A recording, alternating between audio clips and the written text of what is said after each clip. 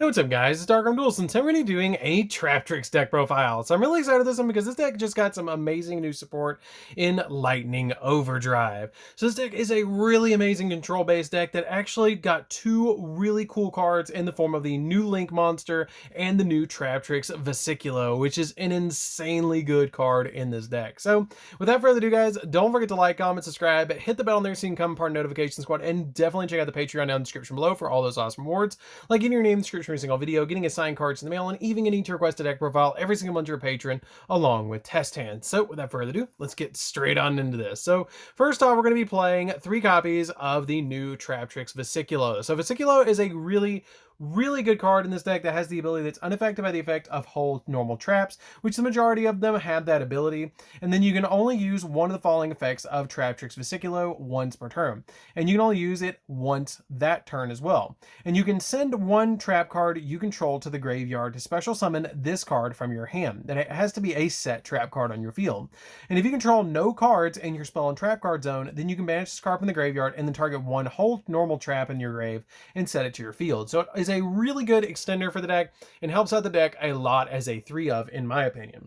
We then play 3 copies of Traptrix Marmelio. Marmelio is really good too because when this card is normal summoned to your side of the field, you get to search, which is really good.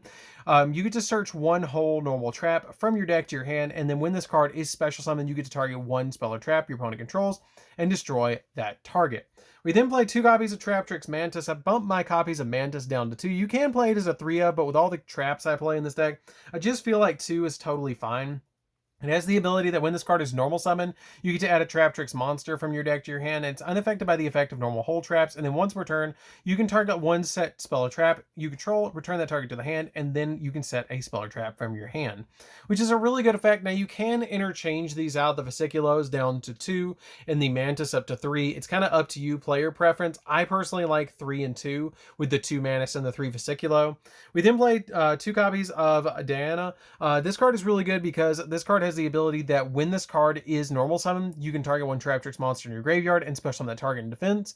And then while this card is special summon, or when this card is special summon, you can target a whole normal trap in your graveyard and set that target but banish during the end phase of the next turn if it's still on the field, which is still a pretty good effect just to get you additional plays on your side of the field. I love that ability.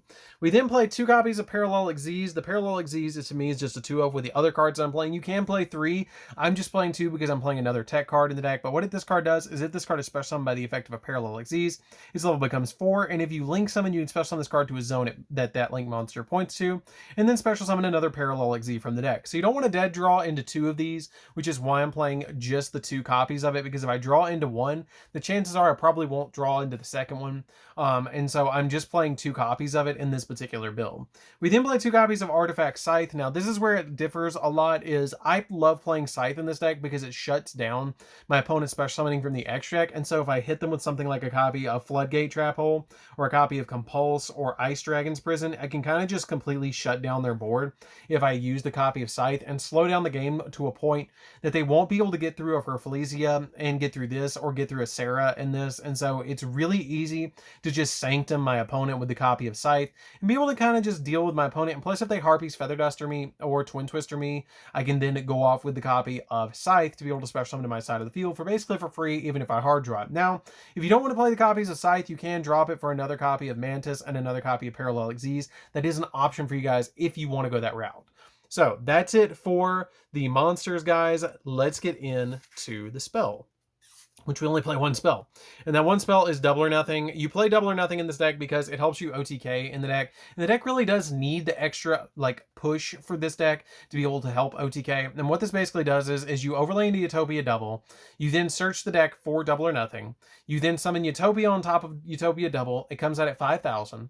You then attack your opponent, detach a material from Utopia, swing for 10,000 by dropping the Double or Nothing after you've negated the attack, and it will let you attack again for 10,000. So the Utopia Double with Double or Nothing is very important for this deck. So that's it for the spells, guys. Let's get into the traps. And we play a lot of traps. So for the traps, we're playing a single copy of Imperial Order because we only play one spell in the entire deck, and it really hurts our opponent a lot more than it hurts us.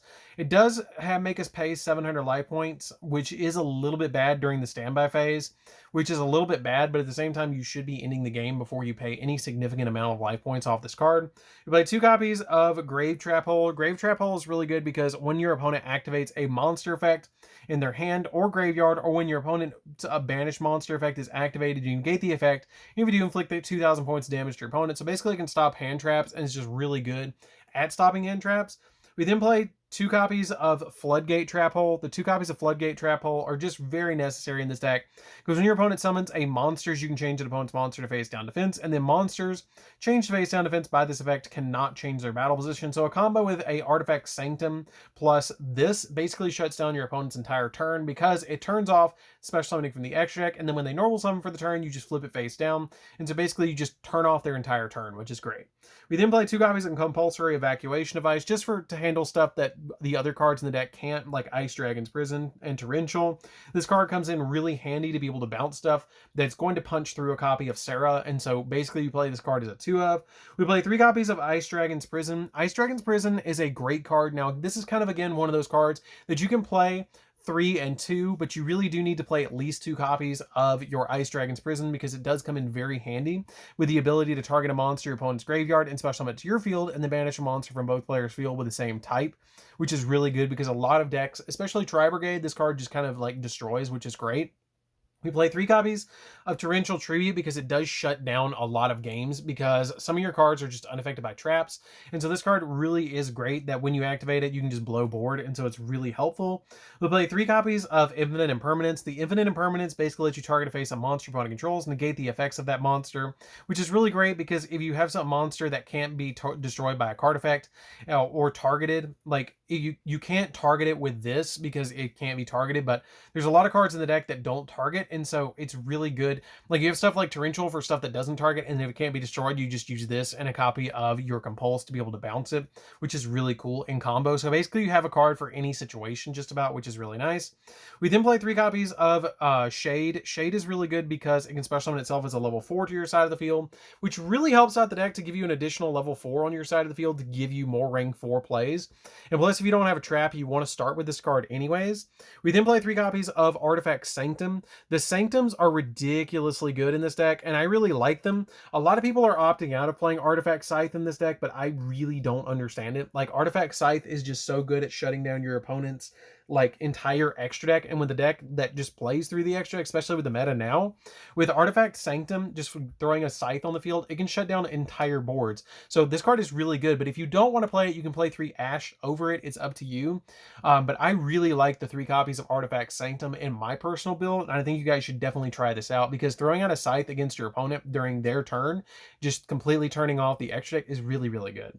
We then play 3 copies of Strike, because the 3 copies of Strike stop the summon. When a monster will be special summoned or a monster effect is activated, you pay 1,500, negate the monster summon or activation to destroy it. Now you can play Solemn Judgment in this place. You can place Judgments or Strikes, totally up to you. I like the Strikes in this position personally because the Strikes kind of stop the special summon of a monster and the summon of monsters. So it's just really good that if you don't open up like a Sanctum, you can then hit them with the copy of like a copy of Strike to stop the normal summon.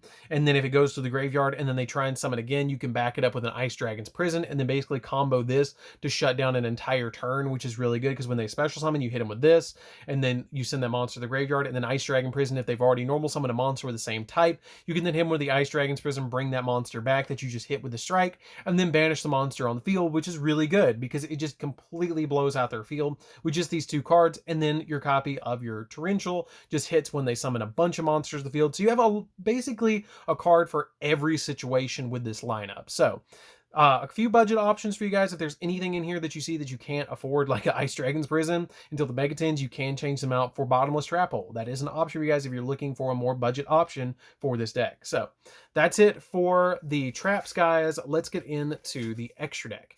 So for the extra deck, we're going to be playing a single copy of the new Traptrix Link Monster. I just feel like 1 is fine. It's a decent card. I like it, but I still like summoning Serra to my side of the field a little bit better. And what it does is this card's Link Summon is unaffected by the effects of traps and you can only use the effect of this card once per turn.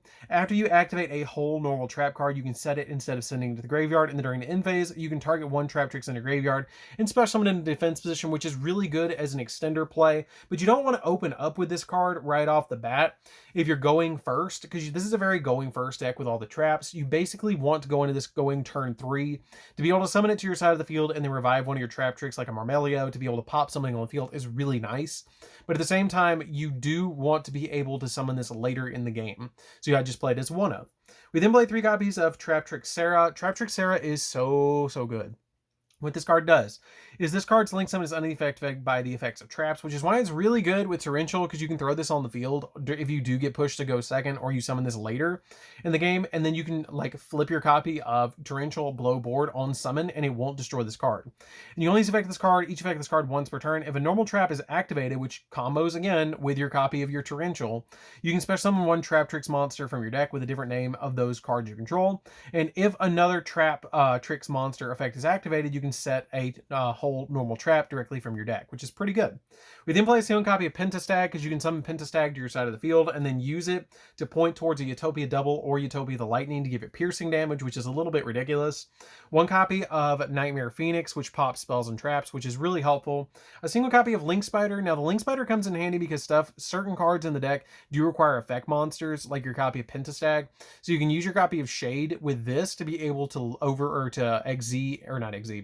Link summon into a copy of Link Spider to make it an effect monster, and then go into your copy of Pentestag. You can also do this with Imduk if you want to use Imduk as well in that position. That both of them come in handy in that position, so it's totally up to you. I just like the Spider because it kind of plays into the attribute or the type of the deck. And then I play a single copy of Access Code, which can be a Boral Sword if you want to go a little bit more budget with this build. So it's totally up to you if you want to go that route. But the Access Code does have a couple of targets in here. It has a whole bunch of Earth, it has Fire, and it also has Dark, which is kind of cool. So you do have 3 different typing in here. So it's pretty easy to be able to get up to 3 pops against your opponent. And you can also change out one of the Serras for like a Nightmare Unicorn if you feel like you can go for a 3 against your opponent, or you can just change this out for a Boral Sword if you want to go that route. So for the Xyz, we're playing a single copy of Rafflesia as normal. Rafflesia has the ability that's unaffected by the effect of trap effects, while as Xyz is a trap tricks monster you control, except with Rafflesia. It can't be destroyed by battle or by card effects, and also has the ability that your opponent cannot target Traptrix monster you control, except for this card, with card effects, and then once per turn during either player's turn, you need to touch a material from this card, and then send a normal hole trap from your that meets its activation conditions from your deck to the graveyard, and this effect becomes that trap effects, which is pretty good to be able to send something like a copy of the Grave Trap Hole or Floodgate to flip monsters face down or negate hand traps or cards that activate in the graveyard, which is pretty good. We play a single copy of Alamirez. Alamirez to me is just a one of. It has the ability that you can detach 2 materials in this card, especially a level 4 insect or plant monster from the grave, or if an opponent's monster leaves the field because of a card effect and is now in the graveyard or banished, you can detach a material from this card to target them and special summon them to your field. You can really grab some really powerful cards, and she's my favorite out of all of the artworks of all the cards in this entire game, like this entire deck. Like, I love Alamirez as a card. I really think that this card is awesome in this deck, but you really just need one if you're not playing Pot of Extravagance. We then play a single copy of Utopia the Lightning to be able to push for game. It can attack for 5,000, which is really cool. One copy of Utopia Double, which you can actually overlay the copy of Lightning on top of the copy of Utopia if you don't have the copy of Double or Nothing, or you think your opponent's going to have a trap in the back row. You can throw the copy of Utopia Double on top of the Utopia that you make on Lightning to give it an extra material to be able to swing twice, which is pretty good. Not in the same turn, but swing twice in general, because it'll give it that 1 extra material, which is pretty good. But what this card basically does is, I kind of already explained it with the Utopia Double, or the Double or Nothing. You basically make this, and then once you make this, you search Double or Nothing, overlay Utopia on top of it. Utopia will come out at 5,000. You swing, detach a material off Utopia, drop Double or Nothing, swing for 10,000, and if Pentestag points to the Utopia, it will go up to having piercing damage, which can potentially OTK for you, especially with Floodgate Trap Hole. We then play the same copy of Baguska. I do like to play the Baguska in this deck because it does shut down a lot of plays against my opponent, because you can throw this in defense mode and then basically set a bunch of traps and then kind of like wait it out if you need to. You can change this out if you want to for like an Abyss Dweller, for something else if you want to play it. And then I play a single copy of Zeus because Zeus is ridiculously good in this deck to be able to basically board wipe the field, and it's just really easy to summon in this deck too, especially with the Utopia package. So that's it for the deck, guys. I hope hope you'd enjoy it. It's a really fun deck to be able to play around with. I highly recommend you guys are looking for a really good trap-based deck. Either this or Amazement would be fantastic decks for you guys to pick up, especially with this deck being a little bit more budget than Amazement and having a little bit more, I think this deck is a little bit more like versatile, where you can throw a bunch of different traps in here and having all the trap hole variants in the deck to be able to play around with it. And it's super fun, and all the cards are super cute, and I love playing this deck. So you guys should definitely give it a try. So anyways, guys, this is Dark Arm Duels. Don't forget to like, comment, subscribe, hit the bell there so you can come part of our notification squad, and we'll see you guys in the next videos. See you later, guys.